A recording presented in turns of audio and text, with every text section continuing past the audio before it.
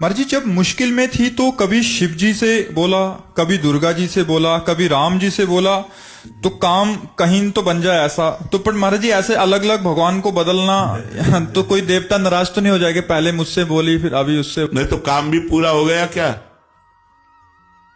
काम तो नहीं हुआ महाराज जी। कैसे हो जाएगा? शिव जी को पुकारा तो वो देखने लगे, पहले को दूसरे को पुकारा तो शिव जी ने देखा वो दूसरे के पास जा।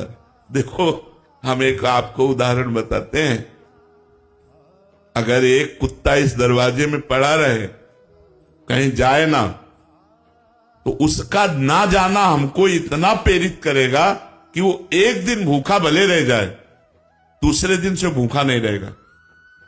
रोज दरवाजे पर निकलने पर जब हमको पता चलेगा कि ये कहीं किसी के दरवाजे नहीं जाता, केवल मेरे ही दरवाजे पे पड़ा रहता है, तो उसका पड़ा रहना हमारे ऊपर भारी हो जाएगा और हमारा कर्तव्य बन जाएगा कि यार इसको रोटी दे दो। जब कहीं जाता है और अगर ये पता है 4 दरवाजे पे जाता है तो भूखा रह जाएगा, क्योंकि वो समझेगा उनके दरवाजे में मिल गया होगा, वो समझेगा उनके दरवाजे में मिल गया होगा। तो इसीलिए हमको भगवान की अनन्य भक्ति करना चाहिए। किसी एक भगवान को पकड़ लो, भगवान बहुत नहीं, तत्व में एक ही भगवान है, अवतार में, रूप में, लीला में अनेक रूप धारण किए हुए हैं और ये सब संसार रूप भी भगवान ही है।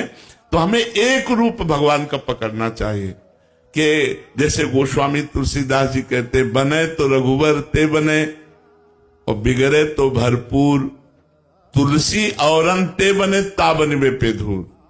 यदि बने तो भगवान श्री राम के बनाए बने, अगर किसी और भगवान के बनाए बने तो उसमें धूल पड़े मुझे नहीं चाहिए, तभी अनन्यता आएगी। तो अनन्य निष्ठा से ही वस्तु की प्राप्ति होती है।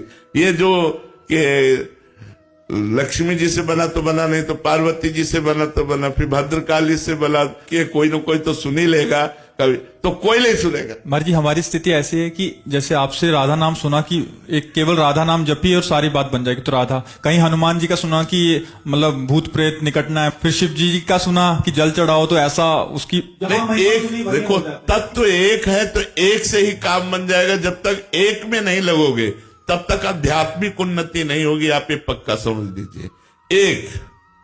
एक भरोसो, एक बल, एक आस विश्वास, एक राम घनश्याम हित, चातक तुलसीदास। एक जगह कहीं लग जाओ, एक जगह लग जाओ।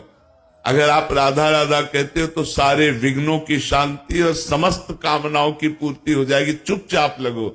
अगर आप राम राम कहते हो तो वैसे ही लाभ प्राप्त होगा, आप शिव शिव कहते हो तो वैसे ही लाभ प्राप्त होगा। हमारे भगवान के अनंत नाम है, अनंत रूप है, हम अनंत रूपों की आराधना नहीं कर सकते। किसी एक रूप को पकड़ो, किसी एक नाम को पकड़ो। इसीलिए गुरु बनाया जाता है कि गुरुदेव जो नाम रूप मंत्र दे देंगे वही हम भगवान की आराधना करेंगे, तभी सफलता प्राप्त होती है। तो अब प्रारंभ में तो वैसे सबकी भक्ति ऐसी होती है, लेकिन अगर आप वास्तविकता में लाभ लेना चाहते हो तो आपको एक में आना पड़ेगा। किसी एक भगवान के रूप को चयन कर लो, एक नाम चयन कर लो और उसी से बेड़ा पार हो जाएगा।